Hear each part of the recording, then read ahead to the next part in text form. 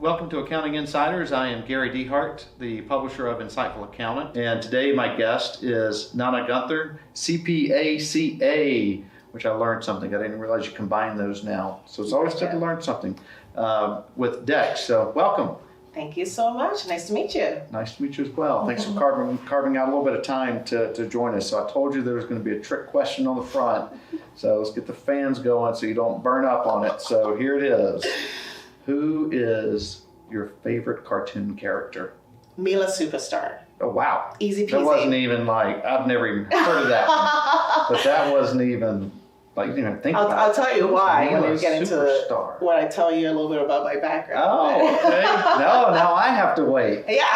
Nice. Stay tuned. I like it. All right, so tell me a little bit about yourself, because we have not met until today. Yeah, absolutely. So my name is Nana Guenther. I'm a CPA CA, which is a little bit of a cheat in Canada because I became a CA and then later on they decided to merge the accounting designations they were doing at the time in Canada. Okay. And they're like, you know what, you can keep your original one, but we'll also give you a CPA. So, you know, that's the trick. That's why I have two. But apart from that, I am a senior practice solutions expert here at Dext, which means effectively that I'm part of the sales enablement team looking to strengthen the knowledge for our sales teams in terms of their customer base, the tone or the dynamics within accounting environments and how that affects their sales strategies as well. And then ultimately becoming a product expert as well and helping them link their sales strategies to the product and real life product examples, right? And how they get used. So rewind a little bit about my professional background, why Mila Superstar is my favorite cartoon. So I was born in Ghana. I actually lived in Finland for 3 years when I was growing up. And all my favorite cartoons were in German. And on RTL and RTL2 for any of the German listeners. You know, it was actually a Japanese cartoon dubbed in German, played in Finland, and playing volleyball, and she was just a star. She was just amazing. Superstar, right? And I was a tall girl, so I knew I could do it. So anyway, that's how that became my favorite cartoon now before I came to Canada and, you know, just exploded in height even more and decided, you know what, I can't do all the height-related sports. I'll become an accountant. What else could I do in my spare time? Accounting. I mean, who wouldn't want to do that, right? That's right. Yeah. So a little bit about my professional background, actually.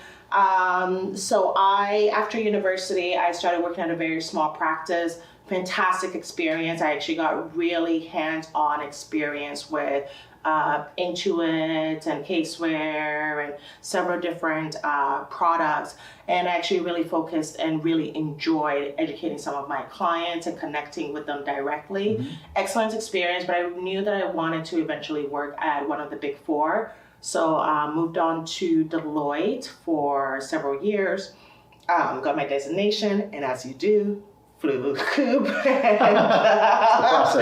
as you do, and started working in industry. Worked for a small infrastructure company for a couple years in corporate accounting and reporting. Then moved on to a massive multinational conglomerate working for their corporate accounting and then eventually corporate controlling roles. And then eventually becoming the corporate controller for the head office. And then the Canadian head office rather, then finally working as a finance manager for a large private equity real estate company. Before then deciding, you know, I've spent several years working on process improvements and focusing on how things are done, and that's really what intrigued me. So I enjoy the technology. I've always been the person who liaised with IT to implement ERP software, and that's what I was really good at, and that's what I really enjoyed. So I'm going to take out all the reporting and the month end, the quarter ends, and the year ends, and just focus on the technology aspect of it, and that's how I ended up at Dext earlier this year and loving the experience. Yeah, that's great. And that's got to be a strength for Dext in having somebody with, you know, the accounting background right there with the sales team and the development teams going, hey, that sounds good in theory, but this is what really happens. That's right. And you, Mr. Sales Guy, who, you know, that's my background in sales. We tend to maybe not share all the details, right? Or we may not, we may make it seem a little bit better than it is, right? And so it's great that they have that position, you know, that you hold to, one, keep those guys accountable, but also really to improve the process, improve the solution, and make their efforts more worthwhile. Exactly, right? and really build that customer empathy for our sales teams as well. At the end of the day, we want to make sure that they truly understand those pain points, so they can understand how to connect with their potential clients as well and their existing clients. Yeah. In Toronto, you said there's 30-ish? Yeah, about 30 of us. Yeah, okay. Sales, marketing, one person from product, and they're an accountant as well. Okay. That's right. And then a handful of people in the U.S. Handful of people in Detroit, yes. Yeah. And there's still an office in the U.K.? There is. That is our head office. That's right. So lots of presence there in the UK. That's where we started. Yeah, and so we're actively growing our North American market. We have an office as well in France now, as of last year, and in Australia. Yeah, we're taking over. You take the world tour. You betcha. World office, world tours. So you told us what you do at Dext, which is great. Did they have that kind of position prior to you coming in? They had it in the UK and each of the regions. It took a long time to actually hire for my position in Canada because, you know, it is a specialized skill set, to be honest, right? To be interested in IT and to be a CPA, you don't go into accounting thinking about the technology, right? You know, some of our partners started doing accounting on paper, let's be honest, and then moved over to Excel, which I am an Excel nerd, but you know, eventually we needed more controls and more stability. And so, you know, we started using general ledger software, but there's so much more that accountants do besides just the general ledger type of activity. And so we just wanted to make sure that we provide solutions for all of the activity that we do, that accountants do. And so outside of being super nerd on the technology stuff, what else do you like to do? I like to garden. Oh, okay. Yes. So I don't like bugs, which is really difficult. How hard to garden without? It is so hard for me. So every time I go out there and I see something crawly, I want a Nobel Peace Prize or something, or an award for all the hard work that I'm doing. But I love it. It's absolutely really, really enjoyable. I love walking aimlessly for hours. I can walk for 2-3 hours at a time. So yeah, it's weird. I need to release something. And is the gardening, are you harvesting vegetables, or is it more I'm obsessed with flowers. My wife is too. Yes. I love the different colors, and so I'm very lucky. I have a nice front yard, which is cottage style with all the pretty flowers, and in the backyard we focus a lot more on foliage. So I've learned a ton since in the past couple of years. That was my pandemic hobby. Yeah. Hydrangeas is what my wife she loves. Oh yes. Can't beat a hedge of hydrangeas. Ours are actually growing really well right now. Yeah. And we bought her a limelight, which are more like a tree type, and they're starting to bloom. Limelight standard. Yeah. Can't beat a limelight standard. And they come in at the end of summer when most of the other flowers are exhausted, and they just show off until fall. They love the sun, so it's perfect. You bet. Perfect. So, all right, well, so you get lost walking. Yes. And through the garden, so it must be a huge garden right now. No, not through my garden in Toronto. If anyone knows about real estate prices in Toronto. It's not huge gardens, right? That's funny. That's right. So is there a way to balance those two, like work and the gardening, or maybe the gardening does give you the grounding for the balance for work? Right? Well, now that I work for a tech company, and I get actually a lot more time to work on the garden, which is lovely. You know, the pandemic was actually a blessing from that perspective, to have all that time to set up the garden. And now I actually just have to water and fertilize a little bit and just sit down and enjoy. But I'm sure with your CPA, CA background, that it happens on time, every time. Every day. As it is supposed to. You betcha. 9:02, we're out there watering. Right? How'd you know? Fertilizing every 6 weeks. How did you know? maybe you need to come to our house and do that because we're not the best Happy at that. We have been known to kill some plants. So you know what? I won't tell you how many I've killed in the learning process, but it's part of the process. Right. It's fun. So what do you think? I'm going to bounce back over to Dext. Yeah. We were talking kind of in the green room, if you will. So it's the product solution. That's right. Even we'll just say like the old receipt bank, right? Just receipt matching. It's such a time saver, right? And there's 100 reasons to do it. Why is it difficult? Not you didn't say, these are my words, not yours. Yes. Difficult to acquire new users. Yeah. How is that a challenge? It should be like water, right? Yeah, absolutely. I think it's, the truth is, again, the technology aspect and the alleviating of pain points for accountants from that perspective it's a new topic relatively. Like maybe in the past 10 years, we started to see a lot of fintech companies come up. And now we're seeing through like a lot of conferences and a lot of connection and communities. Now those products generally, not just Dext products, are becoming a lot more popular and prolific. And so I think accountants are still in the mindset of just survival a lot of times, and we're just thinking, get the information in, make it super simple, make it super quick, and sometimes we're just thinking about the stakeholders that exist today or that we know of today. Okay, well, I can just get the bare bones information into my system for the stakeholders that exist today. Right. And then tomorrow you get a new stakeholder and you have not captured the information required to report for that stakeholder. Gotcha. Right? Yeah. And so it's I think we're still in that mode where we're not understanding that the accounting starts at the source. Let's get as much information in as possible. You can do whatever you want with that information, right? Yeah. But you can't report on data that has not been captured and digitalized. Yeah. You just can't do it, right? And so I think it's gradually changing, and we're definitely getting there. In terms of the digital side of things, or information that's already digitalized, particularly for the e-commerce or digital commerce clients, I think we are starting to understand that we can't get away from it, right? I was talking to someone yesterday who, one of her colleagues said, oh yes, I attended a Dext webinar last week about e-commerce clients.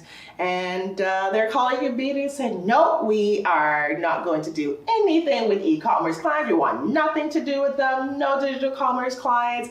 And they said, we focus on nonprofits. Well, I said, well, how are they capturing payments sometimes? Oh, they use Square. Yeah. Well, that is now considered digital commerce, right? Digitalized information. So, and they need a solution for it because it is difficult to reconcile, particularly in cases where you have clients who are operating on several different marketplaces, but then their payments are being processed through a Square or a Stripe or PayPal even, right? Who would have thought that PayPal would make a comeback like it has in the past couple of years?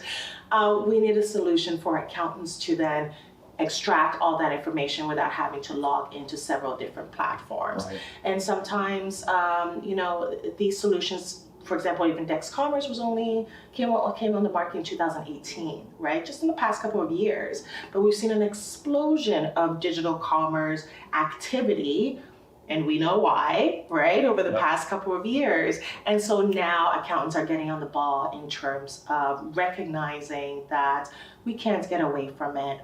So we need a solution, right? So we'll get there, I think, slowly but surely, but I think that activity is ramping up. Yeah, and sometimes hesitancy is, oh, I've got to learn it, I've got to spend the time on it, I don't have the time to do that. Have to create processes around it. Yeah. Well, actually, some of these products are plug and play. Right. And the support team is there, right? So even if you're not a quote-unquote tech-savvy accountant, you can contact the support teams and they can kind of hold your hands through a lot of these processes. onboard your clients, so you don't necessarily have to every time, and make it as painless as possible for you to not only implement but continue to use the technology to make your business more efficient. Right. Yeah. Okay. And then what do you see on the horizon? This is kind of wrapping up here. What do you see on the horizons as challenges, opportunities, not necessarily for Dext, or it could be for Dext, but for the profession as a whole, CPAs, bookkeepers? Yes, I read the other day that we have a pipeline problem, right, in terms of getting young people into the profession.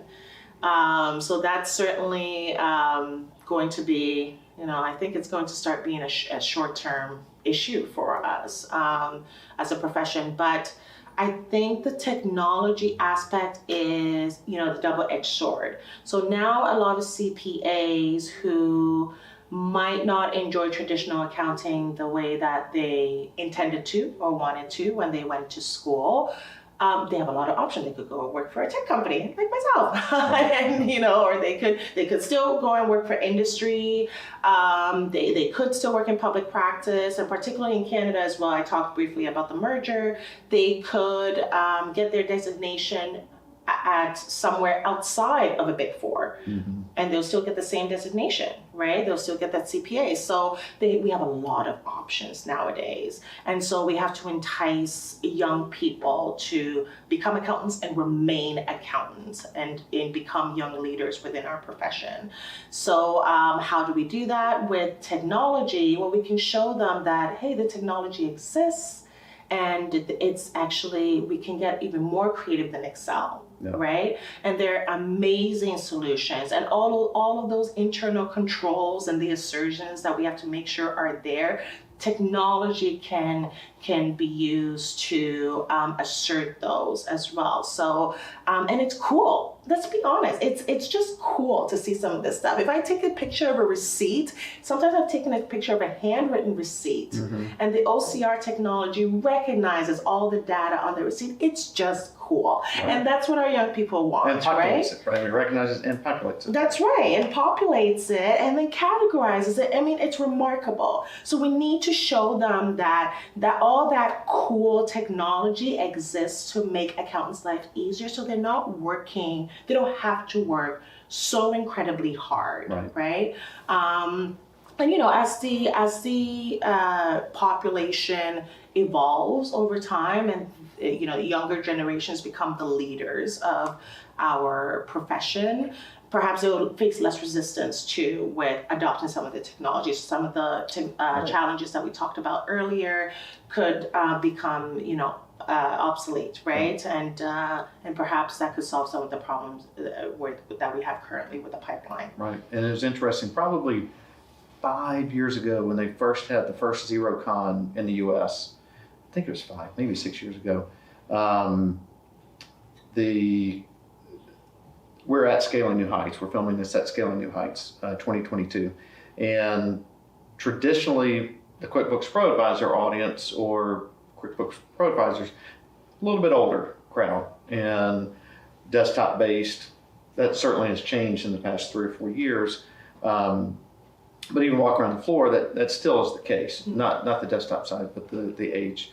But on the ZeroCon, like walking around that floor, it literally was like they were half the age. Right. And they're technology first. Right. And so it's how do you impress upon that, like you were just saying, impress upon that group or people in that age group that, you know what, it's not the green ledger sheet, right? We're doing a lot more than that. It's a technology business now. I mean, it's certainly leveraging technology in every step of the process to make it work. And you still have to understand accounting at some level. That's it. And maybe it's bookkeeping. Maybe you don't have to go all the way and get to CPA. Yeah.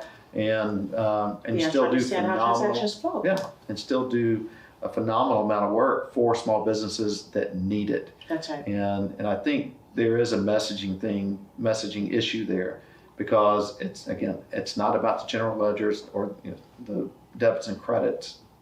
The long term of it is about advising. That's what the talking heads have been talking about for years. I still don't think people have fully embraced it from the profession standpoint. But advice, as a small business owner, advice is what I need. That's I need somebody in my ear saying, look, you can keep going that direction, you keep doing this makes sense, but you're going to run out of cash, Right. or whatever the issue may be. We know where our business is, but we don't necessarily spend enough time on it to be looking out for these red flags, because we're so focused on the business, right? So, right. And as you should, right? Yeah. As you should, because we see that every great leader has a focus, Right. and they hire people, very intelligent people who focus and have strengths in other areas to support them. Yep. Well, as an accountant, I can support you from the financial aspect, but I can only do that if I have the capacity and the data to do so. Right. That's just the reality, right? We're not getting less data. I'll tell you that over Yes. time, right? It's just going to become a tsunami of data. So we need to get a wrangle on it, get a hold of it. And we need to demonstrate to young accountants how to do that, right? And then they can pioneer those solutions forward as well. Absolutely. Well, that is all I have. Do you have anything else you want to share? Anything that comes to mind? I think that's it for me. Okay. Well, great. Well, thanks for joining us. Thank you. Thank you all for tuning in.